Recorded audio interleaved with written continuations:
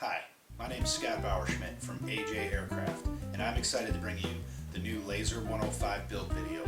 Over the course of the video, I'll be breaking it down into assembly sections for easy reference. Today, we're going to start with the wing assembly. So let's get started.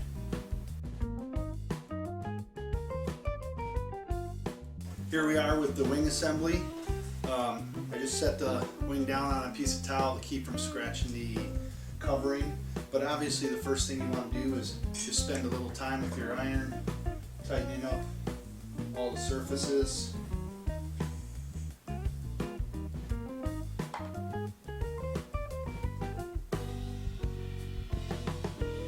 Making sure that covering's nice and tight.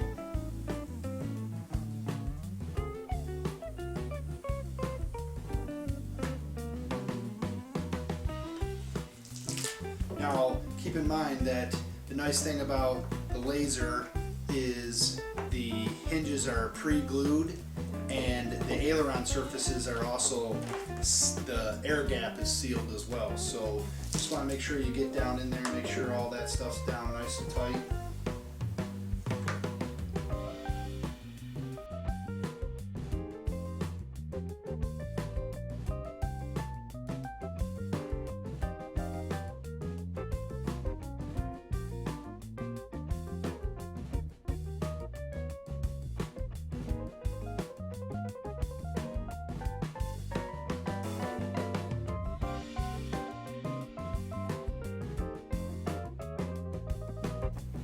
Alright, now we're going to go ahead and mark the servo holes and go ahead and get a nice super sharp hobby knife to cut these out. Some people like to use a heated knife, but a real brand new blade on a knife works really well. So we're going to just go ahead and slice those out, prepare for the servo mounting.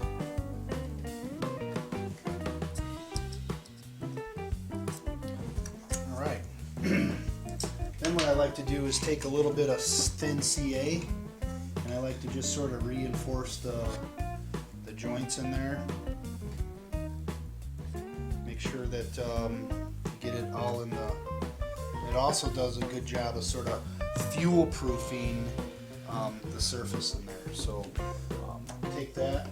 Then next what we'll do is we'll get our hardware out and we'll find our cutouts here for hardware or for the control horns. We'll just go ahead and slot those out as well.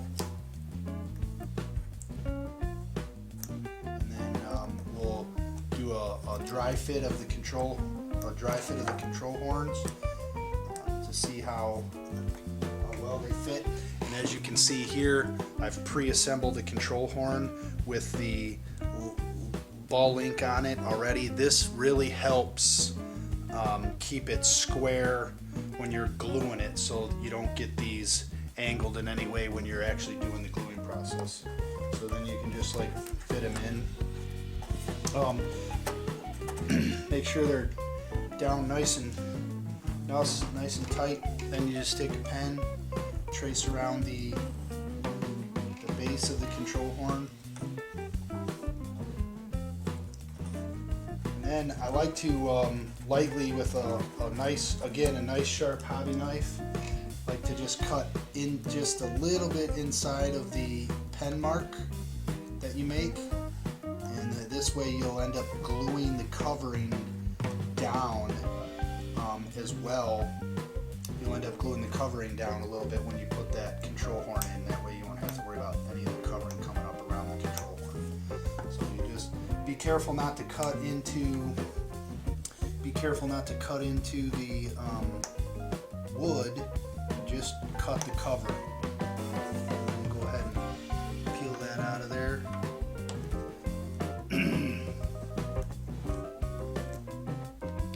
Like that. And then we'll go ahead and prepare for gluing the control horns in. Alright, we're going to prepare these horns for gluing. You want to just take a file, like a little board file, emery file, and you want to rough up the part that you're going to be gluing. This allows for the epoxy to bond really well to the control horn. So you want to do it on both sides, both control horns, both sides. This really helps the glue adhere really well. So just want to make sure you do that. That's an important step not to miss. And then also do the base of the control horn too, because that will be gluing to the balsa wood at the end or at the outside of the wing there. Then, like I said earlier, I like to go ahead and install the link, and I'll show you the differences in the links. I like to install that to keep everything nice and square during the gluing process. There's a couple things that we need to be aware of. If you take a look at this particular link, this link is a little bit different than the other link. This link is specifically for mounting directly to the servo. And if you can see the difference here, this link is a little bit different. This is the control horn link. So make sure you don't get those two mixed up. So now we're going to go ahead and glue the control horns in. There's a couple different ways to do it. A lot of people like to use Gorilla Glue. I just use standard 30-minute epoxy. So just mix it up really good, and then I like to use a small rod that I can get the epoxy down in there, down in the hole, down in the slots really good. I work all that epoxy down in there, get that nice and full, and then just make sure you get it all over all the surfaces on this, both inside and out. And, I like to use the 30-minute epoxy. It's got a stronger bonding.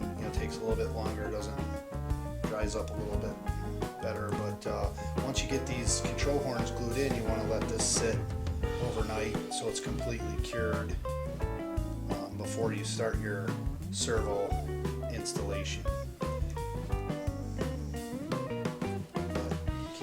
You can always can't really put too much on there,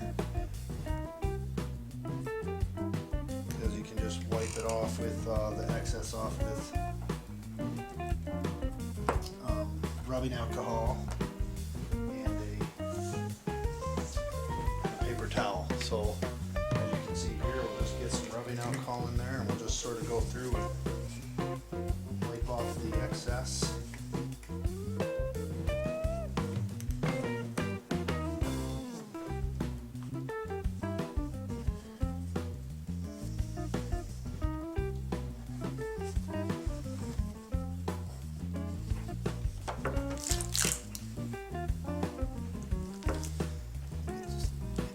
Nice and tight and get all that out.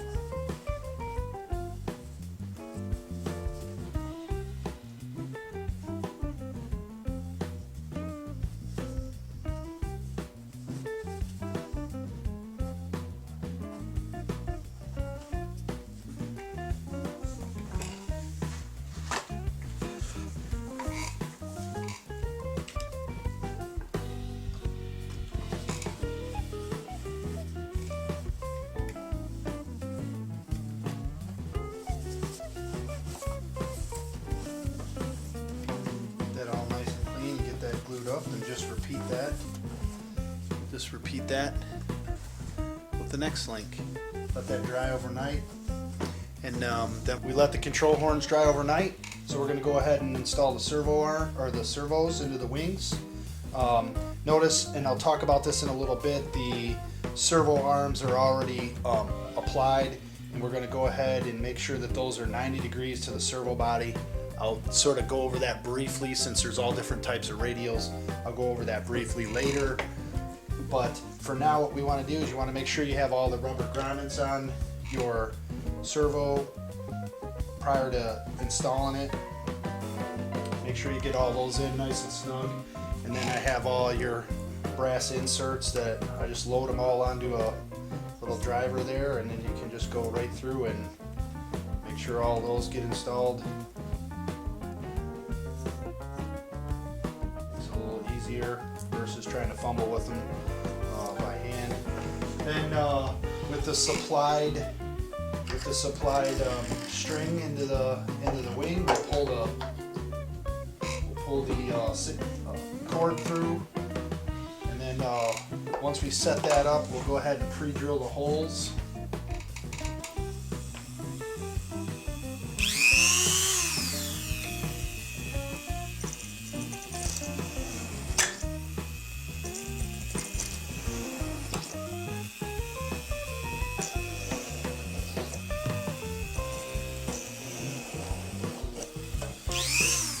Okay, once you get the holes pre-drilled, I like to go through and just take a tiny bit of thin CA and make sure that I get it in the hole. This helps, again, for any wood splintering or anything like that.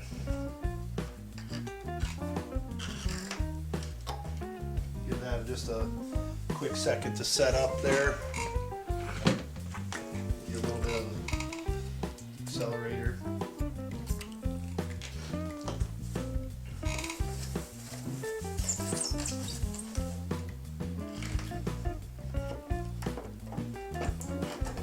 Set that down. Now another thing I like to do when installing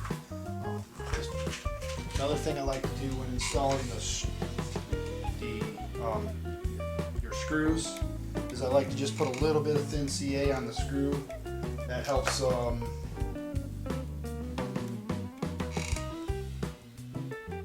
it stay the wood nice and snug for your screws. So I just like to set all those in.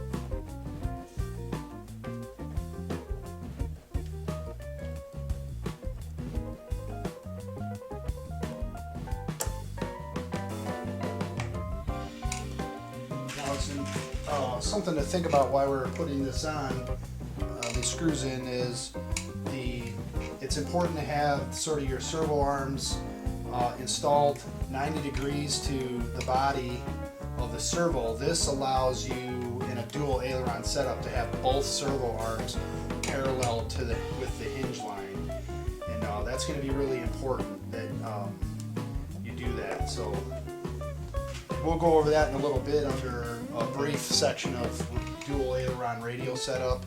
I know everybody's radios are completely different, so we'll just stick to the basics. But once we get the servo mounted in, we'll talk about setting up the servo linkage and how the servo linkages goes on. So we'll do that here just in 1 second. Now we're going to go ahead and hook up the servo linkage. You see we have all the pieces for the servo linkage here. You'll notice that on the servo linkage they screw opposite of each other since it's a turnbuckle. So you're going to want to remember that I talked about earlier, this linkage goes directly to the servo arm and this goes to the control horn. So I want to make sure you don't mix those two up when you're doing that. So go ahead and get these onto the servo, or onto their turnbuckle, and get them turned down. Remember, they go in opposite directions, so if one's struggling to go on there, you'll know why. And you just want to get it close. You want to make sure you sort of line that up.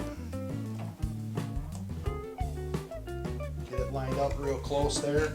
You're going to want to make sure at this point that I like to take a little piece of tape and take the aileron here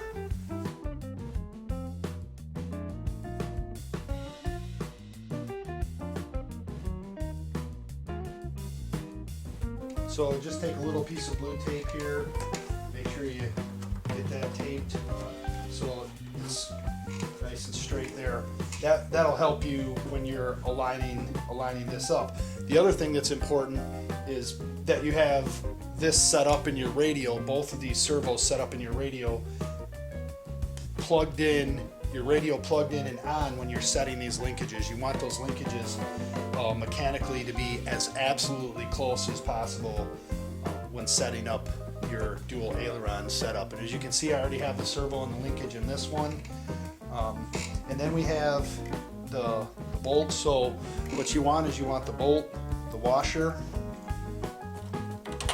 for that, and then just the bolt on this side. But obviously you're going to want to apply a little bit of blue Loctite to the bolt,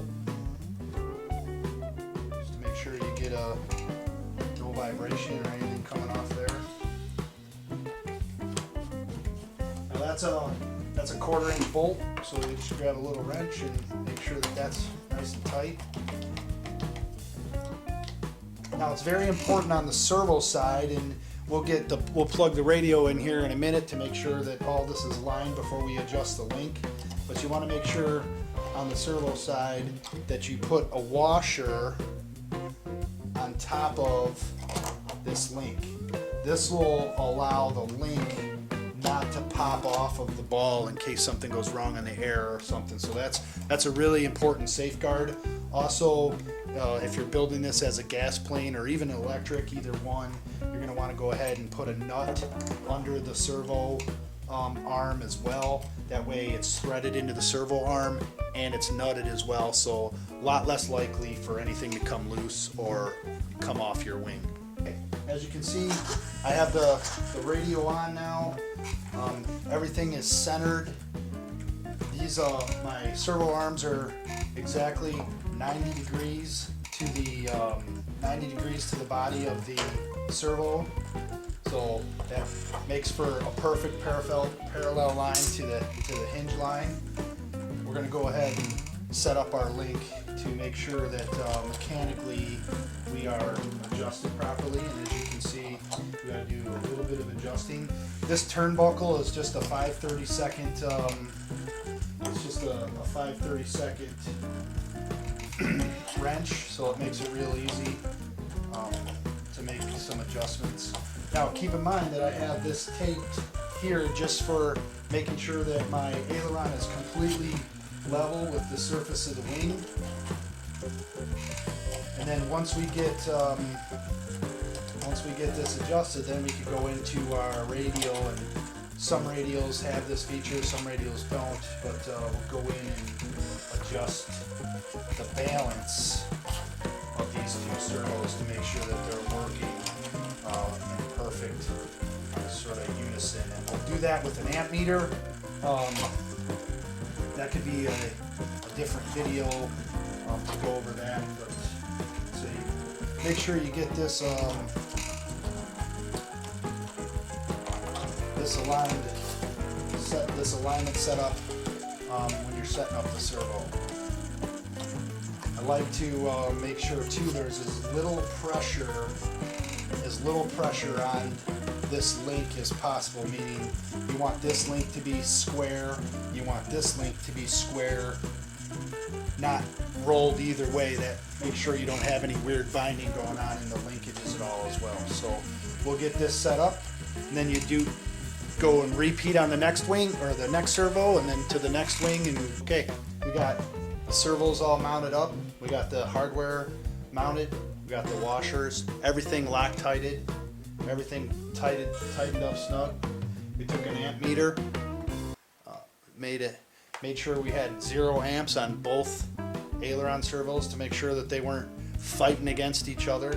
So, and then made sure we got that tested. So we're all good. The wing is complete. So now just going to go and duplicate that on the second wing, and next we'll start the elevator assembly. Alright, it's time to do the elevator. I've taken the liberty of already tightening up all the covering, making sure everything's nice and tight. So then what we're going to do is just, again, take your sharp razor knife. You'll see a slot right here under the cover, and you'll see a slot for the servo arm to move. So we'll just go ahead and, with a nice brand new sharp razor blade, we'll just slice that out of there. And then go back and tighten it up again with the with your iron. So make sure the edges are all down real nice. Another thing that I like to do after tightening it up with the iron,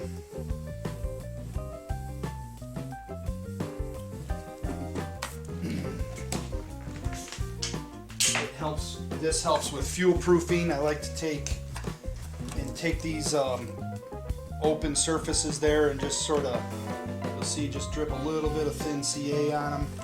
That'll help any gas or anything, smoke, if you're running smoke or anything for a gas plane, that'll help the fuel proofing side of that. Give that time to set up a little bit.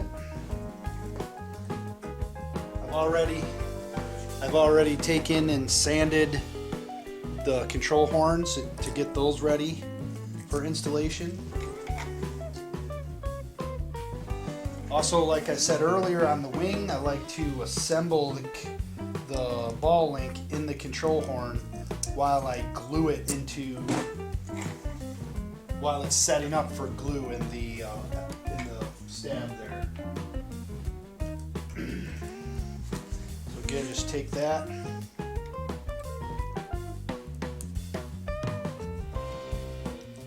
Tighten it up just temporarily. That keeps this nice and square. Keeps it from getting cockeyed or messed up a little bit if you are when you're gluing it. So go ahead and find your two slots for your control horn. Again, with your sharp hobby knife, just slit those sections out of there.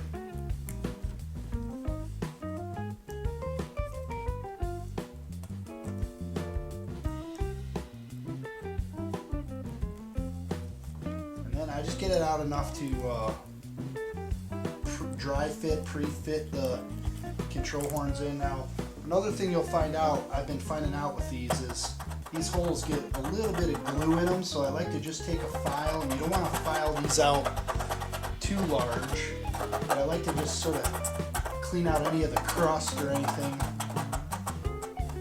that gets in there, because when you're dry fitting your horn, it gets a little hard to push in there, and if you push too hard, you can break the wood there. So see, again, we're still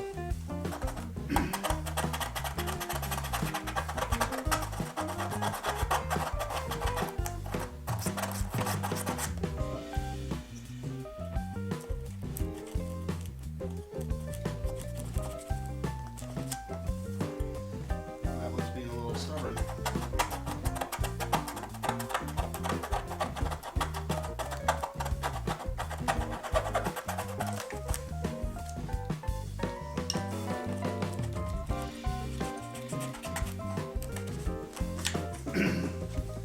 So, just like we did on the wing, mark around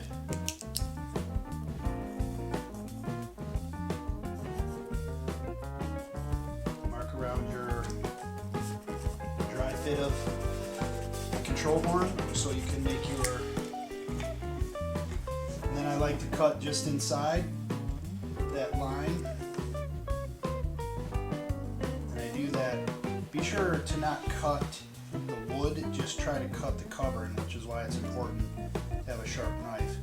And I cut a little bit inside that line. That allows me to peel this up.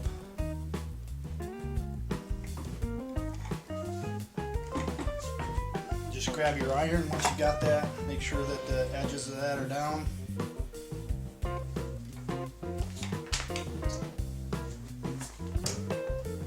Then you can take a little bit of rubbing alcohol wipe off your pen mark prior to you epoxying it.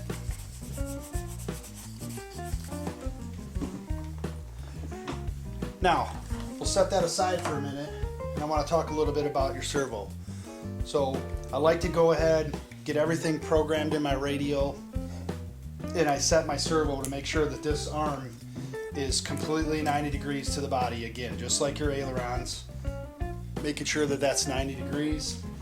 Also, I like to make sure that the servo is moving in the right direction and that this arm, is readily fits well.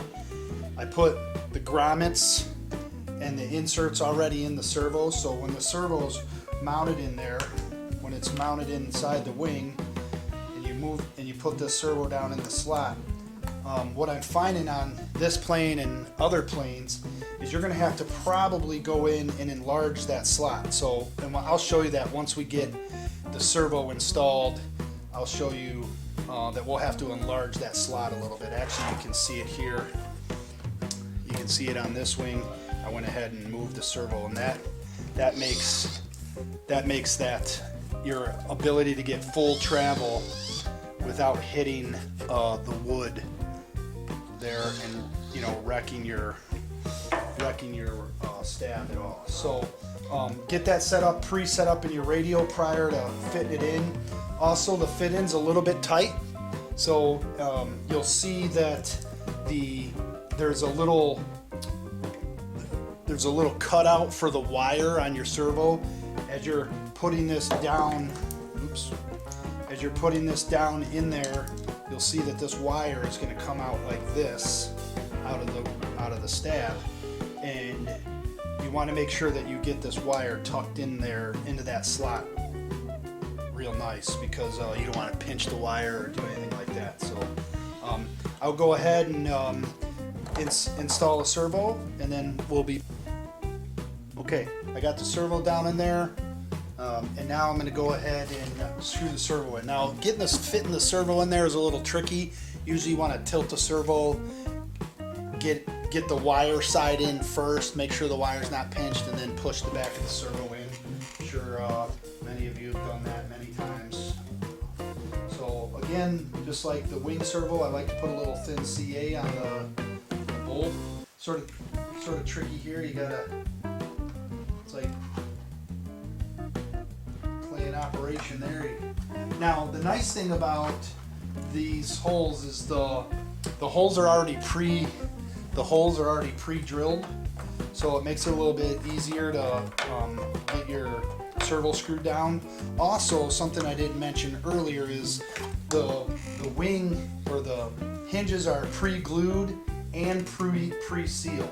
So I like to check the pull on the hinges, make sure that those are nice and snug, and they no misgluing or anything happened from the factory. The last thing you want to do is have some hinges come out while you're flying, so make sure you check that. As I'm tightening down the servo right now, I'll make sure you get that nice and tight, and you can see that the servo wire coming out.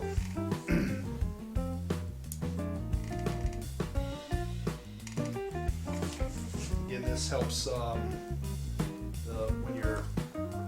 CA helps cement that screw in nice and tight as you work it through the wood. It makes for a nice tight fit.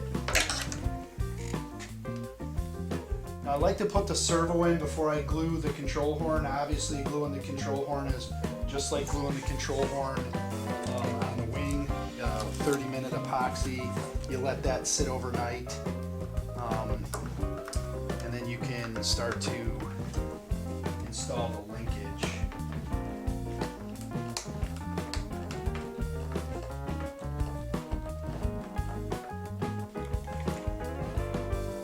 Okay, we got the servo all screwed down.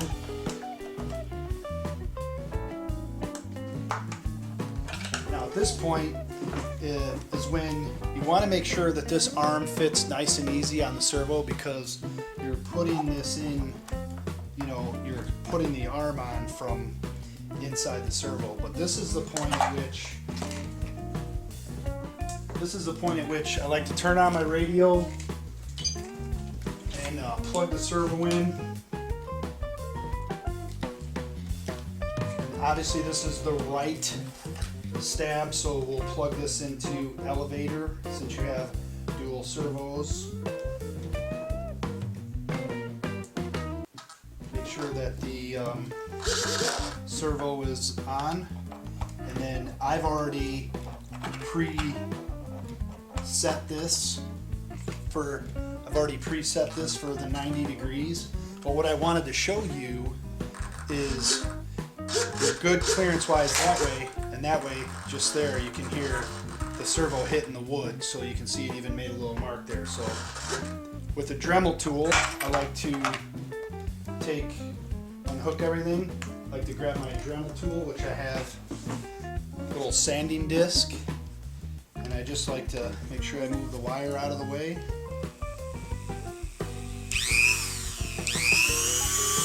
And just to make that slot a little bigger.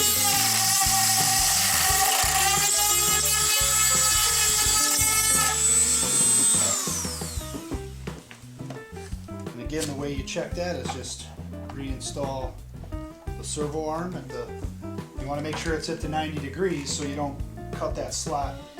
If it's not at 90 degrees, you'll end up cutting that slot a little bigger than you probably should. But just put the servo, hook that servo back up. Make sure it's at the 90 degree mark, and then make sure you have clearance like I do there. And I just took a little tiny bit off of that, about 1/4 of an inch. And then you want to make sure you go back through and just put a little thin CA on there for that fuel proofing again, since we elongated that hole.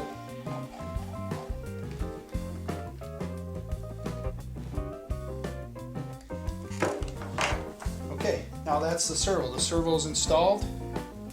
Now we're going to go epoxy the control horn in, let that sit overnight, and then set up the linkage.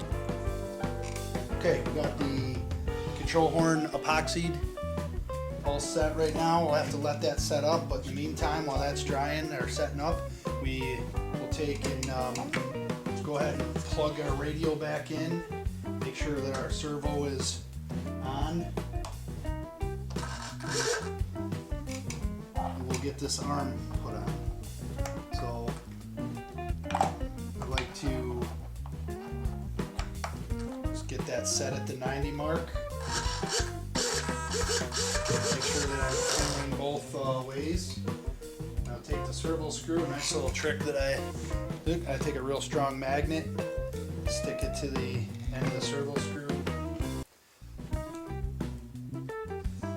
Little blue Loctite. And I just put that right in. And it sort of saves fumbling around. It saves you fumbling around with a screwdriver, and the magnet also allows you to just turn it in just enough to get started.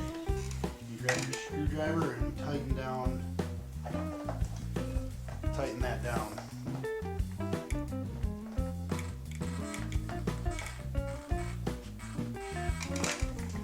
Okay, then all set. We're all set there, so I unplug everything so I can put the pinch bolt in. There's a little pinch bolt in there. Same thing with that. I just like to use a little forceps.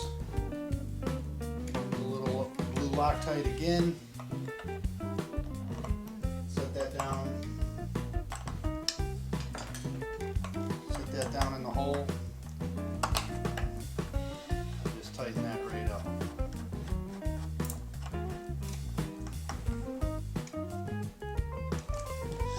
Okay, our servo's installed.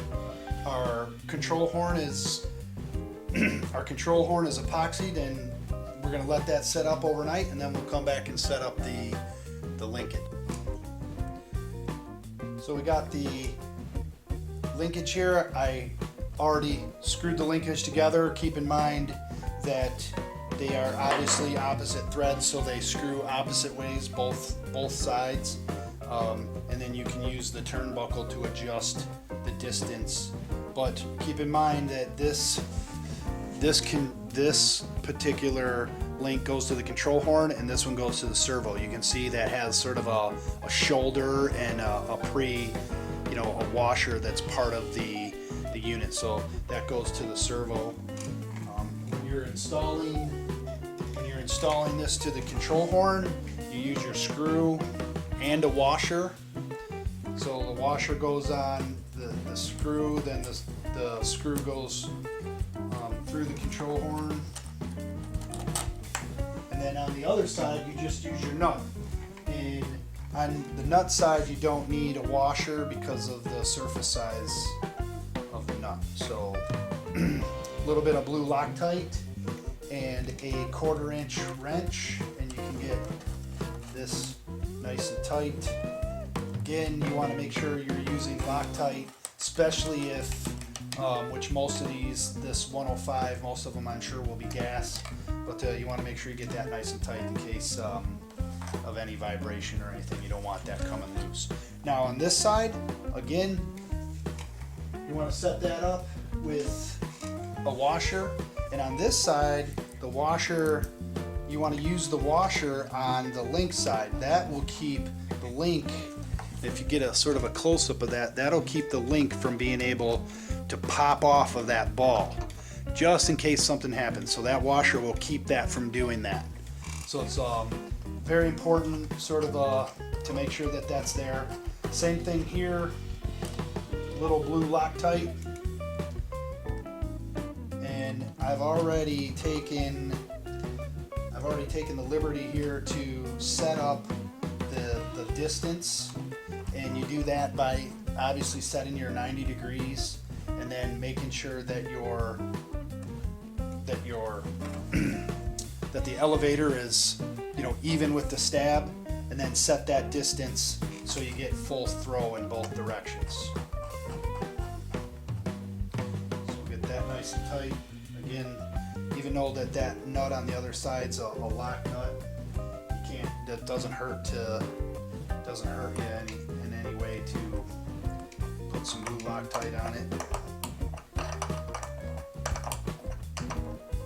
And get those both nice and tight.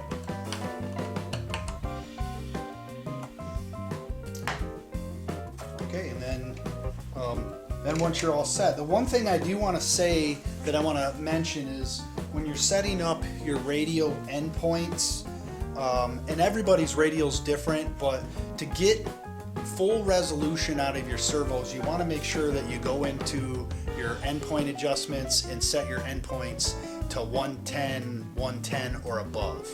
I tend to set mine 125 to 135, so you're getting full resolution out of this servo.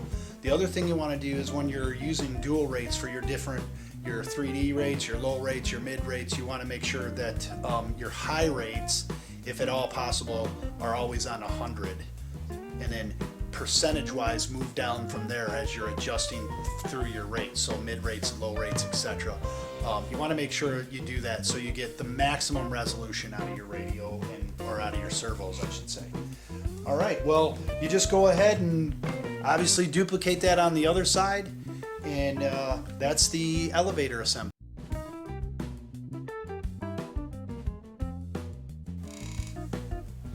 When preparing the rudder for installation, like we've done all surfaces, you want to make sure you tighten up all the covering on both sides. Make sure that the hinge area covering is down nice and tight.